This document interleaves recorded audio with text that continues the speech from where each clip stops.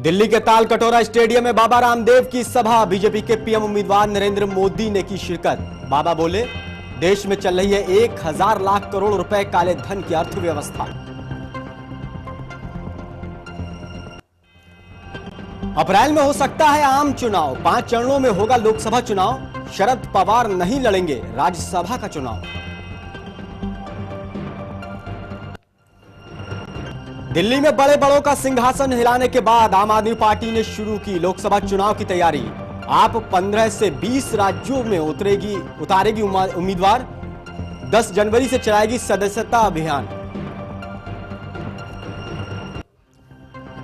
मुजफ्फरनगर दंगे में भड़काऊ भाषण देने वाले नेताओं से केस वापस ले सकती है सरकार। सीएम अखिलेश यादव ने मुजफ्फरनगर के डीएम को लिखी चिट्ठी।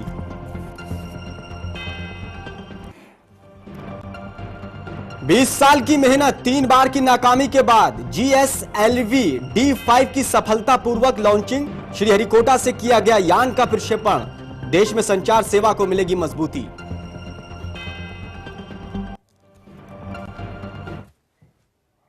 नमस्कार, मैं आसिफ खान और आप देख रहे हैं चैनल 1 न्यूज। लोकसभा चुनाव की 8 अप्रैल से ही चुनाव की तारीख लगभग तय हो जाएगी। इस महाकुंभ के लिए कितने तैयार हैं राजनेता? इस पर चैनल 1 के संवाददाता आशिफ इकबाल ने तमाम राजनीतिक दलों के नेताओं से खास बातचीत की। अब हम सब लोगों को लोकसभा चुनाव की आहट सुनाई पड़ने लगी है, क्योंकि अब सब लोग तैयारियों में जुट गए हैं। अब ये माना भी जा रहा है कि चुनाव आयोग भी अपनी पूरी तैयारी मुस्तैदी से करने को आतुर दिख रहा है और कह चुका है कि 16 अप्रैल के बाद कभी भी चुनाव के मैदान में लोग कूद सकते हैं। मतलब ये कि उससे पहले चुनाव की घोषणा हो जाएगी। चुनावी आहट हो और हम राजनीतिक दलों की बात न करें, भला कैसे हो सकता है? तो आज हम तमाम राजनीतिक दलों के नेताओं से बात करेंगे और जानेंगे कि उनकी क्या तैयारी है लोकसभा चुनाव को। हमारे साथ कुछ खास मेहमान जुड़े हुए हैं। अफजल अब्बास साहब हैं जेडीयू से, बीजेपी से सूरज चौहान जी हैं, कांग्रेस से जगदीश शर्मा जी हैं, लोक जनशक्ति पार्टी से संजय सराफ जी हैं। हम सभी लोगों से बारी बारी मुखातिब होंगे, सभी से जानेंगे कि आखिर लोकसभा चुनाव की तैयारी कैसे चल रही है। सबसे पहले बीजेपी से, क्योंकि बीजेपी ये मानती है कि इस बार इसके लिए सबसे आसान रहे हैं। आपको लगता है कि नरेंद्र मोदी जी की बैसाखी के जरिए आप लोग बैतरणी पार कर लेंगे? देखिए, नरेंद्र मोदी जी जिस प्रकार से पूरे भारतवर्ष में लोकप्रिय हो रहे हैं और जिस प्रकार से हम लोगों को भारतीय जनता पार्टी को इस बार चुनाव में जनाधार मिला है, 67% सीटों पे हम लोगों को जनाधार मिला है, हम लोगों को जनता ने जिताया है। और जिस प्रकार से देश में भारतीय जनता पार्टी की हवा चल रही है, निसंदेह भारतीय जनता पार्टी की हवा चल रही है। तो कांग्रेस से पूछ रहे थे कि हवा की क्या तैयारी है? आपके युवराज को अब माना जा रहा है, लगभग तय हो चुका है कि राहुल गांधी उम्मीदवार होंगे। तो आपके लिए कितनी आसान है ये चीज? देखिए, राहुल गांधी, सबसे पहले तुम बता देना चाहता हूं, वो कांग्रेस पार्टी के हमारे बड़े नेता हैं और उनको सत्ता का कोई लोभ नहीं है। वो समय की बात है कि अगर हमारी पार्टी जीत गए तो 100% राहुल गांधी प्रधानमंत्री बनेंगे। वो इस लायक भी हैं और देश के बारे में सोचते भी हैं। और हवा की रही बात, जो मेरे भाई कह रहे हैं, हम हवा में नहीं उड़ते, हम जमीन से जुड़े लोग हैं। हम अपने दम पे चुनाव जीतने की तैयारी कर रहे हैं। जमीन से जुड़े हुए की बात हो रही है तो जमीन की बात कर ले, बिहार में जमीनी हकीकत की बात कर ले। जेडीयू, आपके नीतीश कुमार जी भी माना जा रहा है कि वो भी प्रधानमंत्री पद की रेस में शामिल हो जाएंगे। उनकी भी जमीन बड़ी पुख्ता हो गई है, बहुत ताकतवर है। कभी नीतीश जी ने कभी नहीं कहा कि मैं प्रधानमंत्री का कैंडिडेट हूँ, और जहां तक आप लोग के माध्यम से भी कभी ये नजर नहीं आया। वो दिखाया कि हर 2 बड़ी पार्टियां, इस 2 बड़ी पार्टी का जो भी नेता होगा वही प्रधानमंत्री बनेगा। रहा साल बिहार के जनता की बात है, बिहार में जेडीयू की बात है। जेडीयू अपने बलबूते पर चुनाव लड़ेगी और जमीनी सतह तक उसका संगठन है, सरकार में हम है और 8 साल 9 साल से हम हुकूमत चला रहे हैं, सुशासन के साथ चला रहे हैं और हम लड़ेंगे, अच्छी तरह से रिजल्ट देंगे। आपका अच्छी तरह से रिजल्ट देंगे।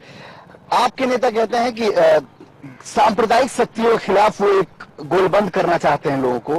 क्या लगता है कि इस बार मुकाबला सांप्रदायिक शक्ति वर्सेस गैर सांप्रदायिक है? देखिए, जो अभी आप बीजेपी के साथी के साथ कह रहे हैं, नजर तो वहीं पर है। जब आप सांप्रदायिक की बात कर रहे हैं, पहले तो अनडेमोक्रेटिक तरीके से बीजेपी काम कर रही है। जो डेमोक्रेटिक प्रोसेस है गवर्नमेंट ऑफ इंडिया में, जो हमारी कॉन्स्टिट्यूशन में भी लिखा है कि कभी भी प्राइम मिनिस्टर कैंडिडेट पहले नहीं फेंका जा रहा है।